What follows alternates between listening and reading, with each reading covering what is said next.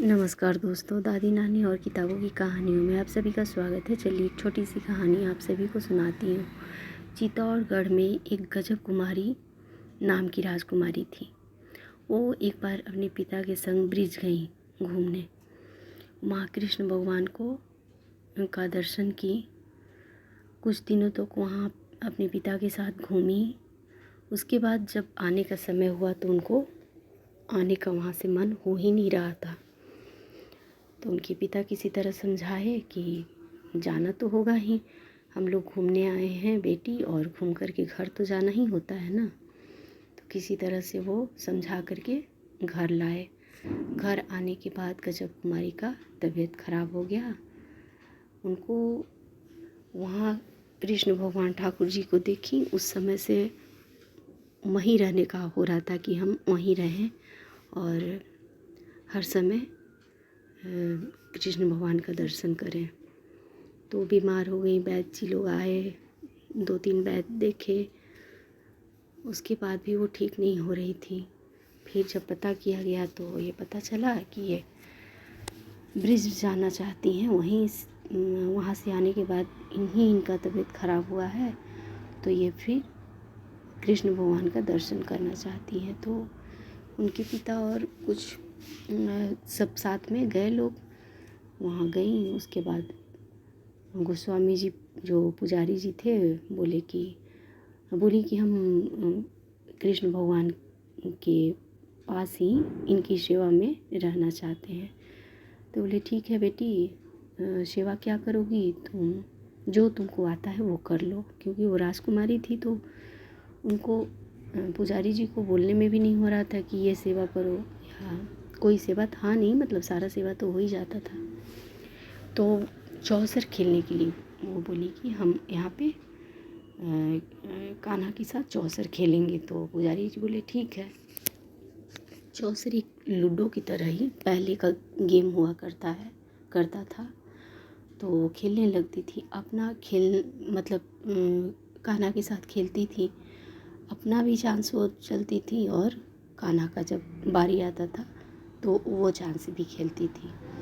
जब वो जीतने लगती थी तो कन्हैया को पसीना आने लगता था, और ये जितने लोग वहाँ थे सारे लोग देखते थे। वही गजब कुमारी ही नहीं, सारे लोग जो लोग थे सबको दिखता था, पसीना आता था। और जब कान्हा जीतते थे तो वो खुश हो जाते थे, हंसते थे। तो सारे लोग वहाँ पे देखते थे कि कन्हैया खुश होकर हंस रहे हैं। तो गजब कुमारी को गजब का मतलब आस्था प्रेम हो गया कन्हैया से। तो कुछ दिनों तक, कुछ महीनों तक वहाँ रही। उसके बाद फिर आने को हुआ कि चित्तौड़गढ़ जाना है। तो अब तो बहुत दुखी हो गई कि फिर हमको जाना पड़ेगा कान्हा को छोड़कर। तो बोली कि अच्छा ठीक है, एक चांस खेल लेते हैं, उसके बाद चलते हैं। जब जाने का समय हुआ तो लास्ट चांस में बोली आज मैं कन्हैया को नहीं जीतने दूंगी, आज मैं इसे नहीं जितवाऊंगी, आज मैं इन्हें नहीं जितवाऊंगी। और फिर उनको लगा कि नहीं, फिर वो रोने लगी। कन्हैया को भी पसीना आने लगा जब वो ऐसा सोची कि नहीं जीतने दूंगी।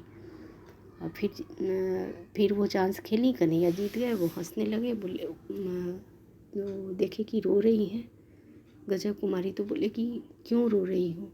बोली अब मेरे जाने का समय आ गया, अब मैं जा रही हूँ। तो ठीक है, कुछ मांगना है तो मैं प्रसन्न हूँ तुमसे। तुम इतने दिन मेरे साथ खेली, मेरे साथ रही, मुझे खुशी हुई, तुम जो चाहो वो मांग सकती हो। तो बोली कि मैं जो मांगूंगी आप देंगे? तो बोले कि तुमको मांगने में देर होगा, हमको देने में देर नहीं होगा, मांग कर तो देखो। तो बोली कि क्या आप मेरे साथ चित्तौड़गढ़ चलेंगे?